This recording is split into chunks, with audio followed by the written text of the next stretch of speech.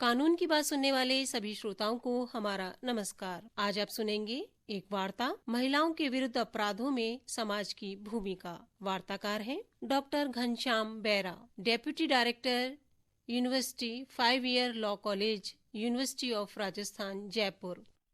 इस स्थिति में दो अलग अलग पहलुओं का इन्वॉल्वमेंट देखने को मिलता है।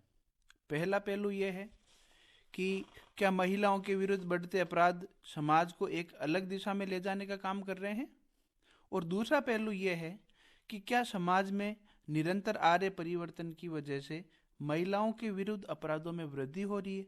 अगर देखा जाए तो दोनों कथन एक दूसरे के विरोधाभासी नजर आ रहे हैं, लेकिन आज के युग के संदर्भ में बात करें तो दोनों ही कथन शायद सत्य भी है, क्योंकि जब कभी भी कोई अपराध कारित होता है तो उसका प्रभाव किसी व्यक्ति विशेष तक ही सीमित नहीं रह जाता है, बल्कि इसका असर उस व्यक्ति के परिवार, उस व्यक्ति के समुदाय, उसके समाज, उसके राज्य एवं देश पर भी नजर आता है। एक छोटे से उदाहरण के साथ में मैं बताना चाहूँगा कि एक छोटा सा अपराध किस तरह से समाज की दिशा को परिवर्तित कर सकता है। जैसे जन्म पूर्व लिंग निर्धारण या भ्रूण हत्या, जिसके बारे में सभी लोग जानते हैं, जहां एक लड़की को पैदा होने से पहले ही मार दिया जाता है, तो इसका सबसे पहला असर उस माँ की भावनाओं पर नजर आता है, जो शायद न चाहते हुए भी इसकी भागीदार बन जाती है।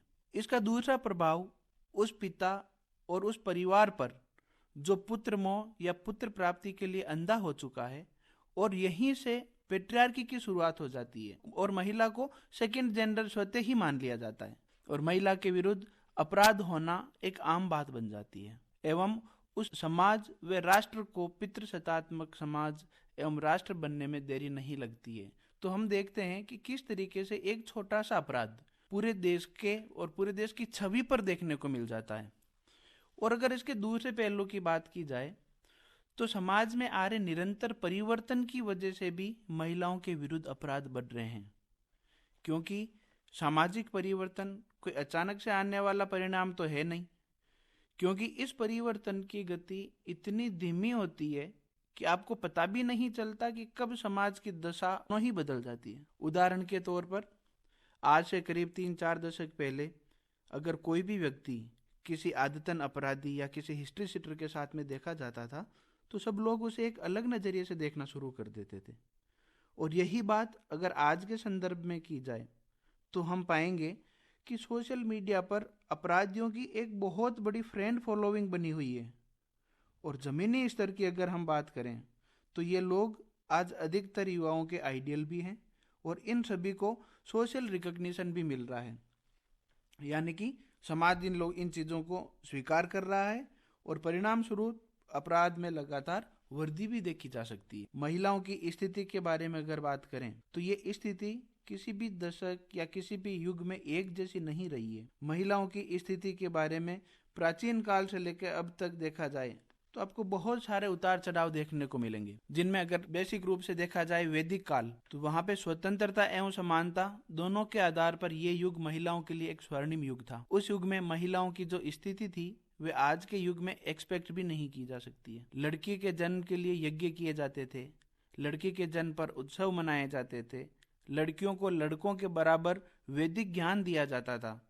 गार्गी, इंद्राणी ये जैसे नाम इसके बहुत बड़े उदाहरण भी हैं। महिलाओं को अपनी पसंद का वर चुनने से लेकर संपत्ति में हिस्सेदारी तक के सारे अधिकार प्राप्त थे, लेकिन वैदिक काल के अंतिम दौर से लेकर भारत की स्वतंत्रता तक महिलाओं की स्थिति में लगातार गिरावट देखी जा सकती है। पोस्ट वैदिक एरा में अगर बात करें तो वंशवृद्धि की आड़ में वहां पर पुत्र मोह या पुत्र प्राप्ति की तरफ लोगों का आकर्षण धीरे धीरे बढ़ने लगा, जो आज भी आपको कई परिवारों में देखने को मिल जाता है। उस युग में लड़कियों की शादी की उम्र में गिरावट से लेके विधवा विवाह में पाबंदियां भी देखने को आपको मिलती हैं। इसके बाद में स्मृति काल में स्थितियां और बदतर होने लगी। दुष्कर्म जैसे अपराधों का वर्णन एवं दुष्कर्म की सजा के बारे में प्रावधान आपको मनुस्मृति में भी देखने को मिलते हैं। फिर उसके बाद मुगल पीरियड की बात करें तो महिलाओं की स्थिति में और भी ज्यादा गिरावट देखने को मिलती है, क्योंकि उनके शासन में उनके पर्सनल लॉज के हिसाब से महिलाओं के साथ व्यवहार शुरू हो गया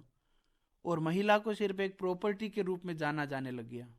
यहाँ तक कि अगर महिलाओं के विरुद्ध कोई अपराध भी होता था तो उसे सजा संपत्ति के विरुद्ध अपराध के रूप में दी जाने लगी थी। जैसे संपत्ति के विरुद्ध अपराध होते थे, उन्हीं अपराधों को महिला के विरुद्ध अपराध मानते हुए अपराधी को सजा दे दी जाती थी। फिर उसके बाद में ब्रिटिश और अंग्रेज जब भारत में शासन करने आए, तो इन स्थितियों के साथ छेड़छाड़ करना उनका कोई उद्देश्य नहीं था, क्योंकि वो भारत में सिर्फ व्यापार एवं शासन के लिए आए थे।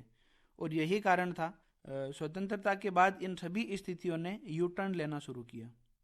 महिलाओं के उत्थान के लिए आशा की नई किरणें नजर आने लगी। सती प्रथा, डायन प्रथा, बाल विवाह जैसी स्थितियों पर अंकुश लगाया जाने लगा।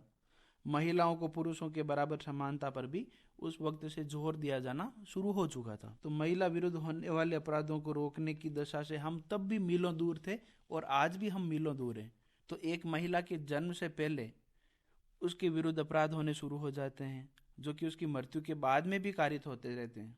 तो इनमें मुख्य रूप से फीमेल फर्टिसाइड, फीमेल इन्फेंटिसाइड, बाल विवाह, child abuse, pre marital sex, eve teasing, bigamy, dowry death, domestic violence, molestation, sexual harassment, rape और न जाने कितने प्रकार के अपराध इसमें शामिल हैं। अगर प्रैक्टिकल एस्पेक्ट पर बात की जाए तो महिला विरुद्ध होने वाले अपराधों के कारणों को निर्धारित किया जाना शायद संभव नहीं है।